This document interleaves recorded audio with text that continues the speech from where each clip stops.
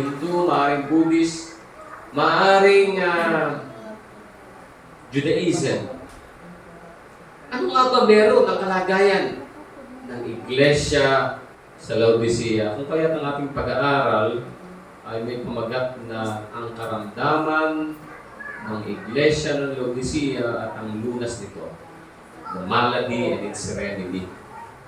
Alam niyo kung inyong pupuntahan ang lugar ng Laodicea, ito ay isang, sa panahon nang ito ay sumikat, ito ay isang paraiso. Paraiso ng mga businessman. Right? Kagaya rin ng Lucena, ng mga negosyante. At ang mga pumupunta doong mga businessman ay namimili at nagbibili ng kanilang mga kalakal. Isa sa pangunahing kalakal na doon ay dinadala ay walang iba kundi ang isang makintab, malambot na black wool. Nakita niyo siguro yung mga kasaysayan ng mga Muslim o yung mga nandyan sa Saudi Arabia. Silang inilalagay na balabal. Lalapad yung kanilang balabal. At isa sa kilala dito ay yung malambot, makintab na mga black wool na hinahali sa kanilang lugar. At ang tawag nila doon ay trimata. Nanupat ito'y pinupuntahan ng mga Romano upang bilhin. Nanupat ito'y nagiging fashion statement. Kumbaga sa panahon natin ngayon, kapag ka ikaw ay, ano bang iyong tatak ng iyong damit? Ha? Di ba igani? Noong panahon namin, ang tawag ay pagka ikaw ay naka-Levi's, Levi's 501, yung masikat mo ng panahon. Tawag ko lang ngayon. Pagka nakabad, Michael Kors o di kaya Louis Vuitton o naka-Gucci. Ano pa sa kanilang panahon ay isa sa pangunahing sangkap na ginagamit upang gawin ang panggamot sa mata ay ointment, ay masusumpungan din sa lugar na ito ng Laodicea. Nanupat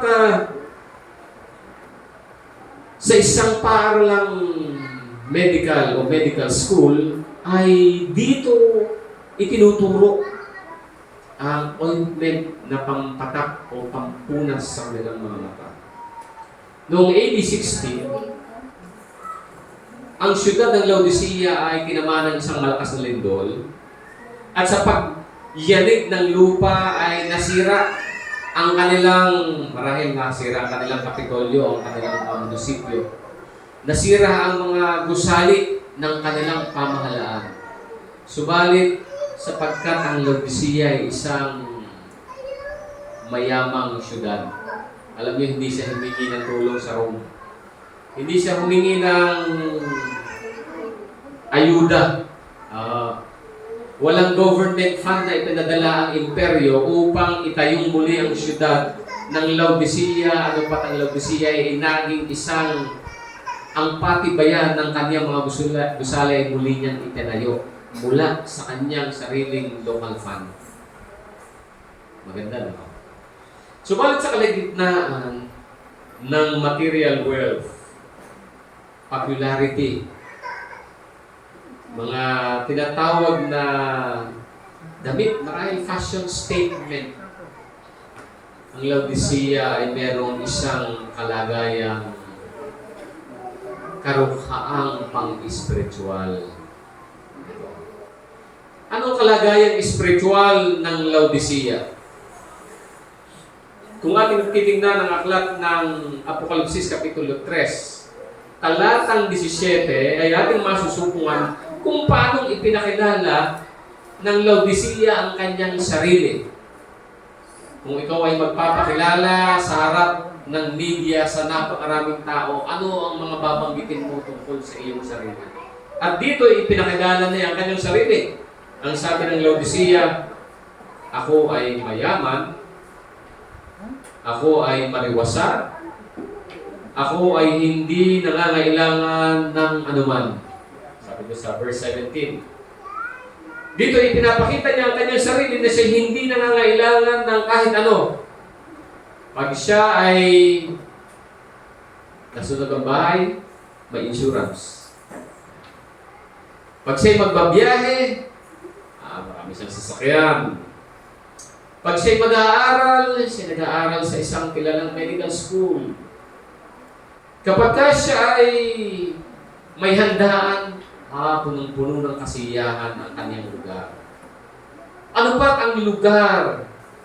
Ang mga kaanib, ang mga miyembro sa lugar ng Laodicea ay masasabi nating mga elite, mga taong nabubuhay sa karangyaan. Datapwat paano ipinakilala ng Panginoon ang kanilang tunay na kalagayan. Kung kayo ay gagamit ng tinatawag na microscope, paano nakikita ang isang object sa loob ng microscope? Kung inyong sisilipin ang Laodicea sa pamamagitan ng microscope, ano ang nakita ng Diyos sa tunay na kalagayan ng mga kapatid doon sa Laodicea? Sabi rito sa verse 17, ang sabi ng Panginoon, hindi mo nalalamang ikaw ay aba. Siya ay mayaman, pero siya pala ay aba. Siya ay mayaman, sabi ng Panginoon, ikaw ay kahabag-habag. Ikaw ay nakakaawa. Ikaw ay may karangyaan, subalit ikaw ay maralita. Ano bang maralita? Mahirap. Nakatira ka sa malaking bahay, may bakod, may CCTV, may gwardyang German Shepherd, at meron ka pang mga, siguro may security guard, may baril pa. Pero ang sabi ng Panginoon, ikaw ay maralita, ikaw ay bulag, ikaw ay hubad. Sa kabila ng kaniyang mararangiyang pananamit, siya'y nananatiling hubad. Ngayon, tingnan natin mga kapatid. Paano ipinakilala ng Panginoon ang tunay na kalagayan niya sa pagtingin espiritual? Balikan natin ang talatang 15. Sabi rito, alam ko ang iyong mga gawa, ikaw ay hindi malamig o mainit man. Ibig ko sanang ikaw ay malamig o mainit. Alam niyo kung kayo pupunta doon sa lugar ng Turkey, pababa ng Turkey, ay masusumpungan niyo sa lugar ng Laodicea, kung kayo maglalakbay pataas mga 6 na milya, ay makakakita kayo ng isang lugar na tawag na Hierapolis. Na ang lugar nito ay maraming mga hot spring, parang yung mainit. Marami ito'y kagaya ng Los Baños. Maraming mga bukal, maiinit na bukal. Ano pa ang mga tao, pag taglamig, maraming pumupunta doon sa Hierapolis. Sa east coast o sa eastern side ng Laodicea ay masusumpungan niyo naman ang isang lugar na kung tawagin ay Colossae o part ng Colossus ayon sa aklat na sinulat ni Pablo. At doon ay masusumpungan nyo ang tinatawag ng mga cold spring. Yan. Kapag ang mga tao naman ay naiinitan na, pag summer na, maraming pupunta doon sa lugar ng Colossus na may mga lugar doon na masusumpungan nyo ang mga cold spring. Subalit ang tubig doon sa northern part ng Laodicea ay dinadala nila sapagkat sa Laodicea ay mahirap ang tubig. Kakaunti ang kanilang pinagkukunan ng tubig. Gumagawa sila ng mga padaluyan ng tubig.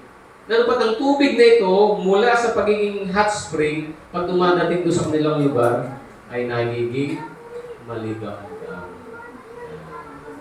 So nang sabihin ng Panginoon sa talatang 15,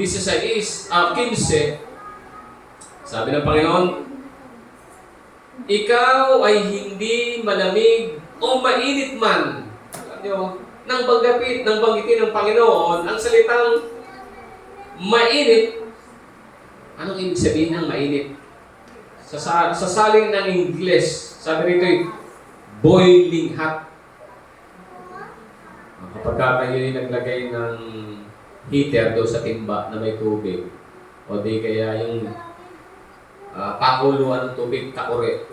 Pagka yun na ay tumutunog na, ano bang ininginitan ng tubig? Yung may nasipol? May nasipol. Pag sumipil yun, ay kumukulo na, ano? O di kaya naman, naramdaman mong yung timba na may, ano doon? Water heater na inilulublog, huwag mong lulublog ang kamay, makakuryente ka doon.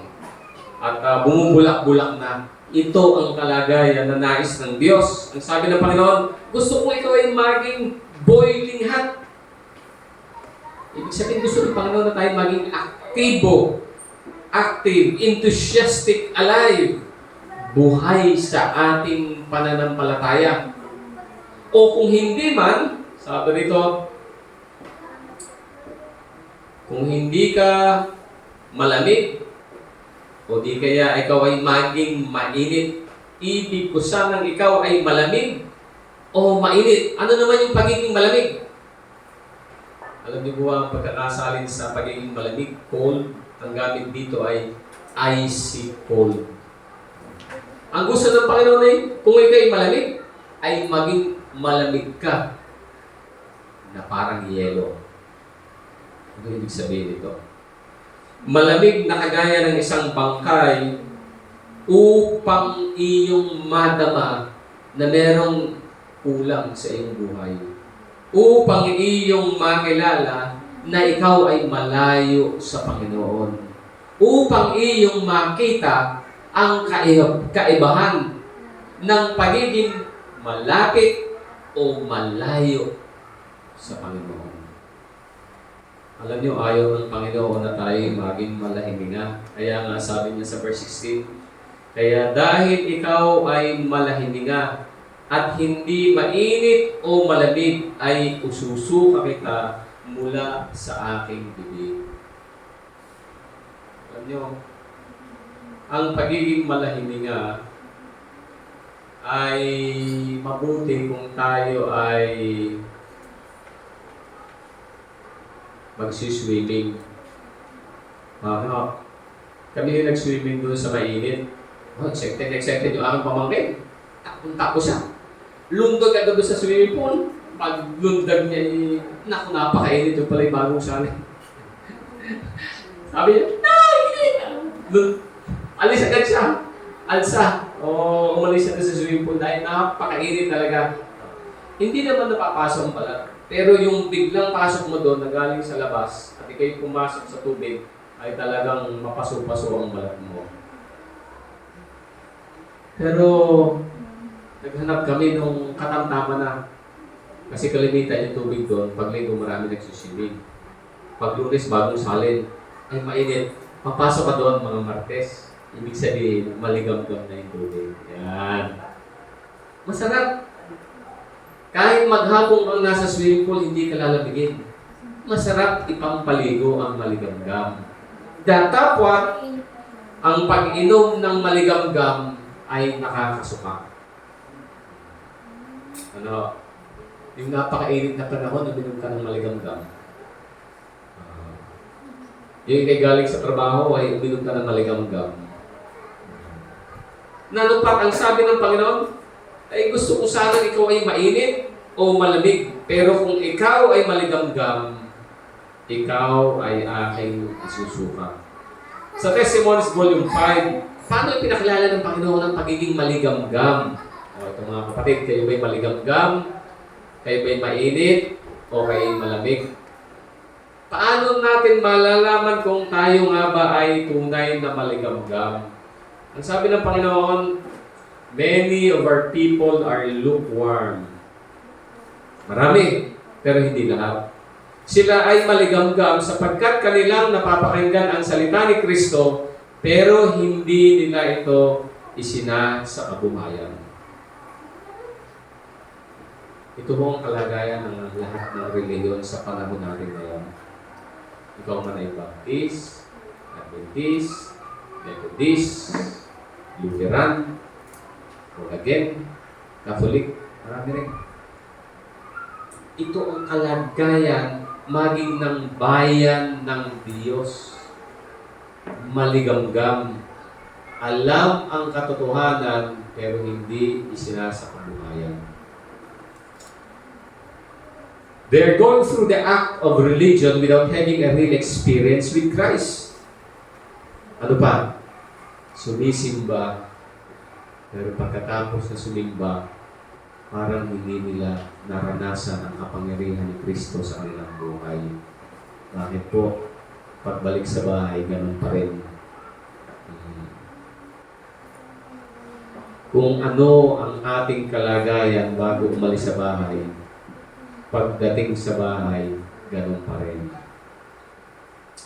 Means compromise, a divided loyalty and service to God and Baal. Ano? Ang pagiging malahininga ay nangangahulugan ng kompromiso. Hati ang ating katapatan sa Diyos at kay Baal. Pag Sabado, hawak ang cellphone, maawit na ang awit sa pagsamba. Nagbabasa ng Bible verses. Pagtapos ng umawit, mag-Facebook muna tayo. Ganda ito Ay, Shopee, may sale. Mayroon pala dito. Naghahalo ang kabanalan at ang sanglibutan sa iisang kalagayan. Nagpupuri sa salita ng Diyos, pero pag napakinggan yung, paborito ko yung mga anak yung napakinggan ko. Ako meron ako napakinggang awit. Ay ako may ginagawang bintana. Sabi ko, bintana. Sabi ng anak ko, Daddy, hindi naman bintana ang lyrics today. Salamin. Kaya mali pa rin yung aking lyrics. Alam niyo mga kapatid, alam mo marami dito mga musicians sa marami dito mga maawit. Balita ko meron din kayo yokolete. Yokolete pa ba kayo mga kapatid? Ha? Minsan na lang. Yan. Compromise. Kung kaya sabi ng Panginoon sa verse 18, ay dito ating masusumpungan kung ano ang payo ng Panginoon. Ang diagnosis, ang natuklasan sa karamdaman ng Laodicea, sila ay, maralita, dukha, bulag, hubad, nakakasuka. Pero anong payo ng Panginoon? Ang Panginoon ay nagpakilala bilang dakilang mangalakal. He was a great merchant. Nanupat sa kanyang kalakal ay kanyang ipagkakaloob ang pangunahing lunas sa karamdaman ng iglesia sa Laodicea. Verse 18.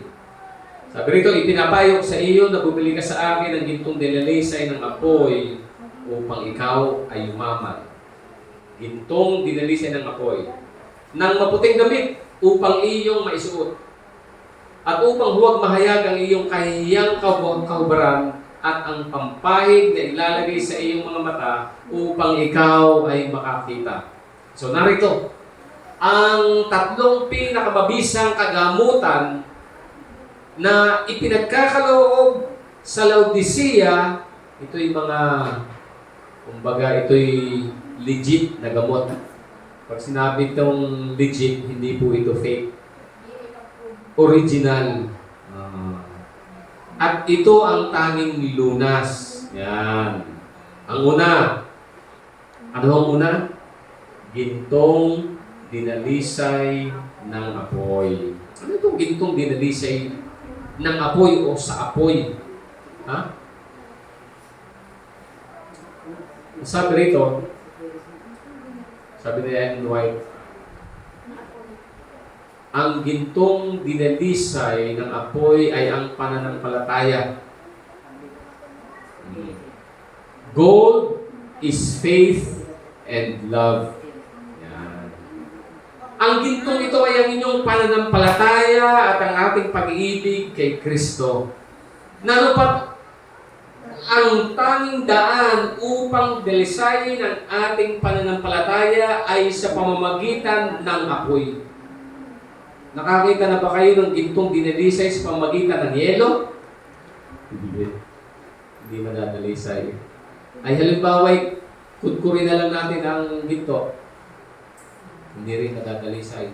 Ang tanging paraan upang madalisay ang apoy ay sa pamamagitan, ang madalisay ang ginto ay tangi lamang sa pamamagitan ng apoy. Alam niyo itong bagyong dito, malaking naidulot nitong si Christine na ito. Meron po ba ang pangalan ni Christine? Ha? Mabuti na lang, walang Christine sa inyo. Pero si Christine po ay malupit na bagyo. Hindi pa nadating, marami ng ulan. Nang dumating naman, malakas din ang hangin. Ay nadapti siya ng kaunti, pero bago pa siya dumating, ay mahigit 3 araw na siyang umuulan. Alam niyo, kung ating titingnan ang epekto nito sa Southern Luzon Mission, maraming mga iglesia ang nasira. Maraming mga kapatid ang nawala ng tahanan. Maraming mga tao natulog ng isang gabi, paggising nila ay patay na sila. Maraming mga tao nagpahinga, iniwan pumunta sa evacuation center.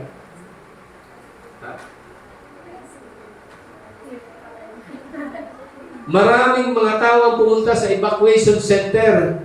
Pagbalik nila sa kanilang bahay, puro tubig na ang ibabaw. Ang tubig ay may hakot na putik. At ang putik ay hindi na nila kayang limasin. Sapagkat ang putik ay kapantay na halos ng kanilang bahay. Ano pang kanilang babalikan? Marami sa kanilang mga kapatid ay nawala ng mga mahal sa buhay. Marami sa kanila yung pala huling kainan. Sapagkat hindi na nila alam kung kailan sila muling kakain. Marami sa kanila, hindi nila alam kung saan sila kukuha ng tubig na inumin. Marami sa kanila ang hindi na alam kung saan pa sila babalik na bahay sapagkat ang kanilang bahay ay naanod na ng ilog o ng baha. Pero paano madadalisay ang ating pananampalataya? Kung kayo ang nandoon mga kapatid at kayo nawala ng bahay, sasabihin niyo ba, praise the Lord, wala na akong bahay. Ha? Ano? Kapatid, paano? Paano niyo sasabihin sa Panginoon, praise the Lord? Nawala na ako ng mahal sa buhay. Mahirap na mga kapatid. Dato po ang sabi ng Panginoon, gintong tinalisay sa apoy o ng apoy. Ito ay pananampalataya at pag-ibig sa kalagitnaan ng krisis na dumarating sa ating buhay. Kung tayo'y mawala ng mahal sa buhay, anong meron tayo? Kung tayo'y pananampalataya. Kung tayo'y mawala ng hanap buhay, anong meron tayo? Ano pa rin tayo pananampalataya? Kung tayo ay mawala ng bahagi ng katawan, maputo lang ating kamay, ang ating paa, o maputo lang ating leeg. Hindi wala na. Ha? Ganyan pa man ang sabi ng Panginoon, pananampalatayang dinalisay ng apoy. Ibig sabihin, ano man ang pagsubok na ating pinagdaanan o pinagdaraanan sa panahong ito, hindi tayo mananatili sa kahirapan. Hindi natin itutuon ang mga bagay sa mga pansamantala, kundi ang mga bagay na ito ay may layunin na nakikita natin, Panginoon, turuan mo akong magtiwala sa iyo sa panahon ito. Panginoon, anong mensahe na gusto mong matutunan ko sa panahon ito? Panginoon, hindi ko makita ang liwanag, dapat ako'y magtitiwala na ikaw ang siyang tutugon sa panahon ng aking pangangailangan. Ito ang kalagayan ng Iglesia sa Laodicea. Akala nila ang lahat ng mga bagay na meron sila ay sapat na. Datapwat sa kalagitnaan ng karangyaan, kulang ang kanilang pananampalataya. At kung alisin ng Panginoon ang lahat ng mga bagay na ito, tayo ba ay may pananampalataya? Pangalawa, maputing damit. Ito. at ng maputing damit upang iyong maisuot at huwag mahayag ang iyong kahiya-hiyang kahubaran. Alam niyo ba sa panahon natin ngayon, ang mga tao ay tayo mga biktima ng fashion. We are victims of fashion. Ha? Ay, ayoko ng damit niyan, hindi na uso yan. Ay, ayoko ng aking pantalon, ang luang. Nung una, ang kitit, ngayon naman, paluangan na. Tayo mga biktima ng uso. Ano bang uso? Ay, hindi ako pwede. Kaya naman yung damit ko, hindi uso. Hindi ako attend dyan. Parang hindi na uso yung aking suot na sapatos. Alam nyo, sa paningin ng Panginoon, ang tao ay nagdadamit upang kunin ang atensyon ng kanyang nasa kapaligiran. Nagdadamit upang tayo ay magpapansin. Pero ano bang napapansin ng Diyos kapag tayo ay nakadamit? Ang sabi niya, maputing damit. Ano ang maputing damit? Kaya siguro may mga relihiyon na ang sinusuot lamang ay puti. Puti ang polo, puti ang pantalon, puti ang belt, puti ang sapatos. Ano yon? Nurse. May puting cap. O, yan na. Ang iingatan nyo kapag nung bata kami, kapag nag-aaway-aaway kayo ng kapatid ko pag pumuti na ang mata niyan, mag-iingat ka. Ibig sabihin, mataray na yan, galit na yan. Ano ang maputing damit? Sabi rito, it is the purity of character, the righteousness of Christ imparted to the sinner. Kapag kayo'y tumitingin sa tao, anong una yung tinitingnan? Ha? Mukha. Ano ba? Mata. Ano ba? Nung ako'y pumasok, anong unang yung tinignan sa akin? Ilong. Alam niyo mga kapatid, ako'y pagpapamanhin na rin yung mga kapatid. Ako'y palagi nagpe-face mask. Dahil ako'y merong severe rhinitis, allergic rhinitis. Yung sudden change of temperature, kaya yung electric fan, ayaw ng ilong ko niyan. Pag sumasakay ako ng bus, nag-a-allergy ako, nag-a-hatching ako na nag-a-hatching. Kasi sobrang lamig, mamaya pagbaba mo, sobrang init. Yan. Na-hatching ako, na halos lumalabas na yung aking mata, yung aking kakasipo, nabibingin ako kasi nga. So anong tinitingnan niyo sa tao pagka kayo ay parang bisita dito sa loob ng iglesia? Ang tinitingnan natin, yung damit naman, parang hindi naman pansimba. Ano kaya? Anong napapansin nyo sa isang tao? Ang mga kaibigan natin ditong hindi pa Adventist. Yan, dinig, hindi ka pa ba Adventist? Ikaw, dinig. Adventist ka na. Sino pa ikaw? Ikaw, hindi pa yung nasa likod. Yan. Anong napansin nyo sa kanila? Ang napapansin nyo lang, anak ni Pastor, magaling kumanta. Kaya pa yung mga dalaga, nagigiti yan. Nagigitihan yung mga dalaga eh. Ate. Yung mga ate. Bata pa yan ilan taon? Siya na lang tanongin. Bata pa yan. Saan gusto nakita ng Panginoon sa atin?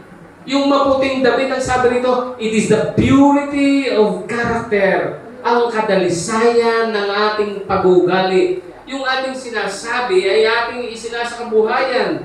Ang napapansin natin ay yung mga salita. Paano kaya magsalita ito? Ano ang mga salitang lumalabas sa kanyang bibig? Ang kadalisayan ng ating karakter, mga kapatid, ay makikita, pansinin nyo, kapag kayo ay nagko-comment sa Facebook, ano mga salita na inyong ginagamit? Kapag titingnan nyo ang inyong Facebook, yan po ay may sariling algorithm. May algorithm yan. Ibig sabihin, pag meron kang naklik na isang bagay, ipipig ka nun, bibigyan ka nun ng marami pa nung mga ganong mga picture, ganong sitwasyon, ganong mga movies, yan ang algorithm yan. Ibig sabihin, ano yung inyong interest?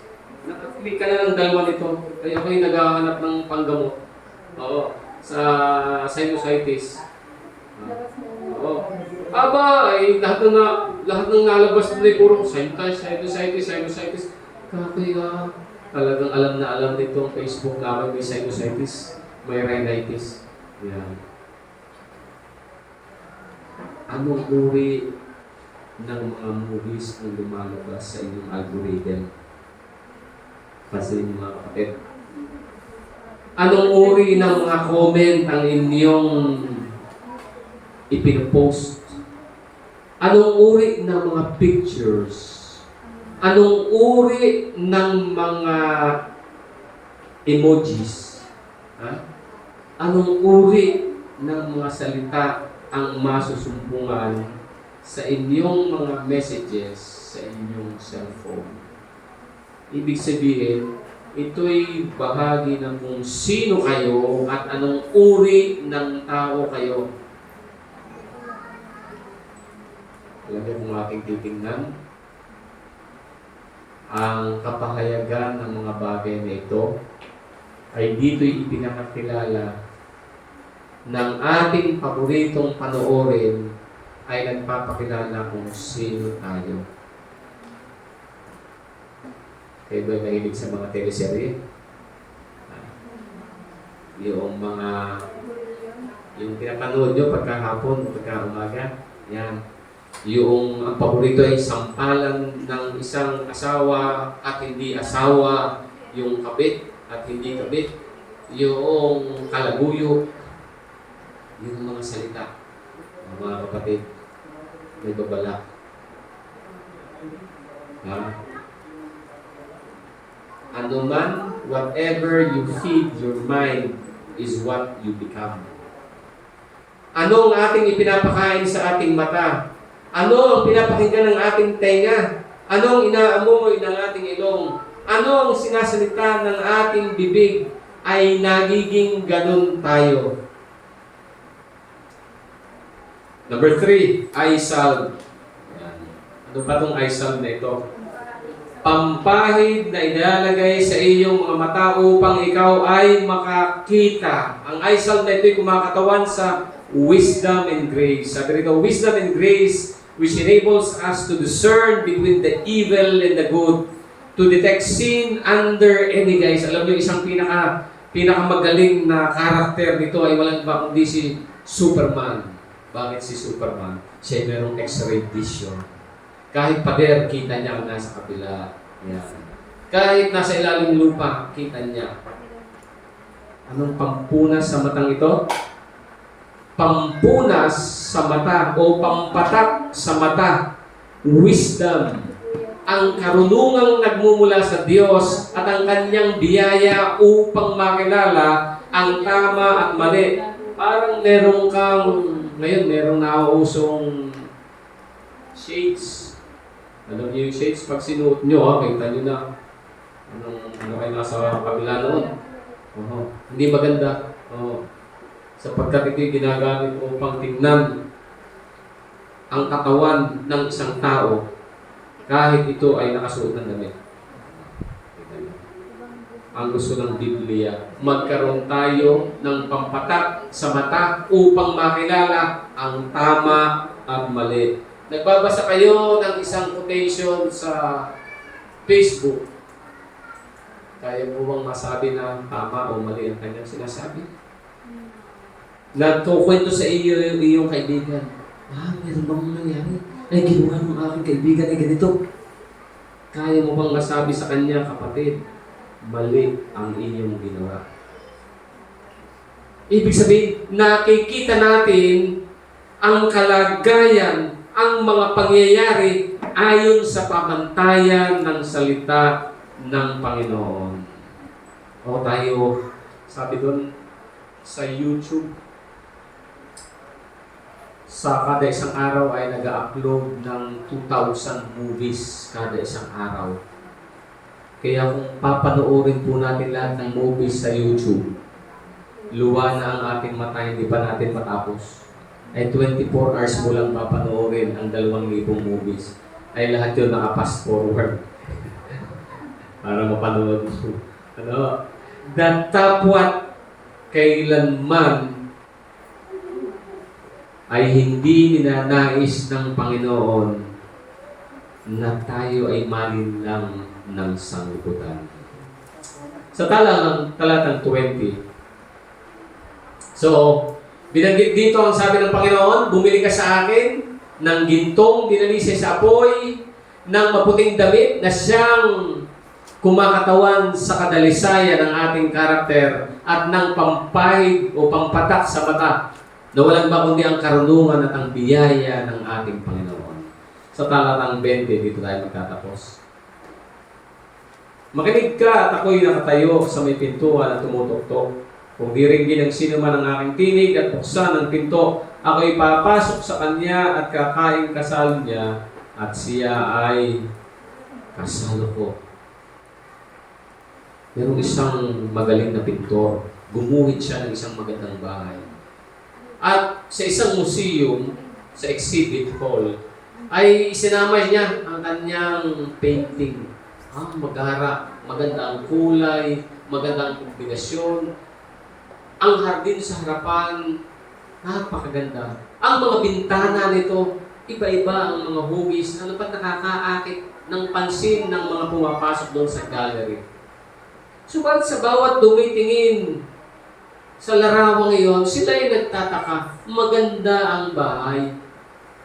Pero ang bahay na ito ay merong pintuan na hindi nila alam kung paano buksan. Ganda yung pintuan, pero hindi nila alam paano kapapasok niya sa pintuan na yan. Walang hawakan kung saan ang hahawakan ng pintuan. Alam nyo, ang pintor ay kanilang pinuntahan at kinausap. Maganda po ang inyong pagsasalarawan ng marangyang bahay na yan. Subalit ang nakapagtataka, paano ka makapapasok sa bahay na yan kung ang pintuan ay walang pihitan o walang lock na doon ikaw ay maaaring makapasok. Alam niyo, sabi ng pintor. Ang larawan ng bahay na yan ay maaari namang buksan mula sa loob. Hindi yan maaaring mabuksan mula sa labas. Ang pintuan ng ating ng puso po ay hindi maaaring buksan mula sa labas. Sapagkat kung ito'y pipiliting buksan sa labas, ito'y mawawasak. Kung ito'y pupwersahing pasukin ng anuman mula sa labas, ito ay mawawasak. Ang ating pagpapasya bawat araw ay isang pagpili kung anong ipapasok natin sa pintuang ito. Ang ating mga butas ng ating tainga ay ang pintuan kung anong uri ng musika, kung anong uri ng salita ang ating pinapakinggan. At maaari natin itong sarhan mula sa loob. Ano man ang ating pinapanood ay pintuan na maaari nating buksan mula sa loob. Hindi po yan pwedeng pilit. Buksan mong maigi yan, tukuran mo ng toothpick. Hindi masakit yan sa mata, no? Pero ang pagbubukas niyan ay magmumula sa loob.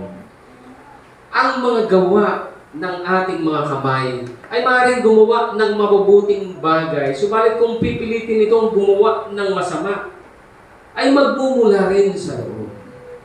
Kung kahit ang sabi ng Panginoon, ako ay nasa pintuan, ako ay tumutuktok, subalit kayo ang magpapasya kung papapasukin niyo ang Panginoon sa pintuan ng inyong mga puso at siya ay manahan sa atin sa mga oras na ito.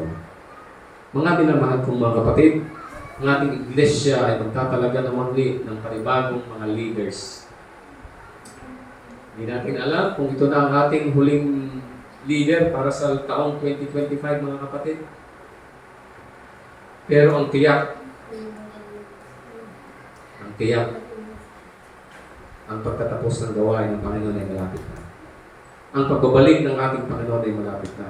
ang tunay na kalagayan ng ating iglesia ay malahininga. Pero ang gusto ng Panginoon, kung ikaw ay sumisimba, magpakainit ka na nga naman. At kung ikaw ay nasa labas ng simbahan ito, madama mo na ikaw ay malayo sa Panginoon. Sapagkat kung ikaw ay malayo sa Panginoon, wala ka ng ibang pupuntahan. Ang lumapit sa Panginoon, datapot ayaw ng Panginoon na tayo malahiningan. Sa ibang salita, doble kara. Ayaw ng Panginoon na tayo narito sa loob ng simbahan bukas na andun tayo sa loob ng sabungan. No? Sa araw na ito'y sinasamba natin si Kristo, ang tunay na Mesiyas. Bukas, iba namang Kristo ang ating sinasamba. Hindi po. Na? Ang gusto ng Diyos, tayong lahat ay maging tapat sa Kanya. Pagpalain tayo ng Diyos.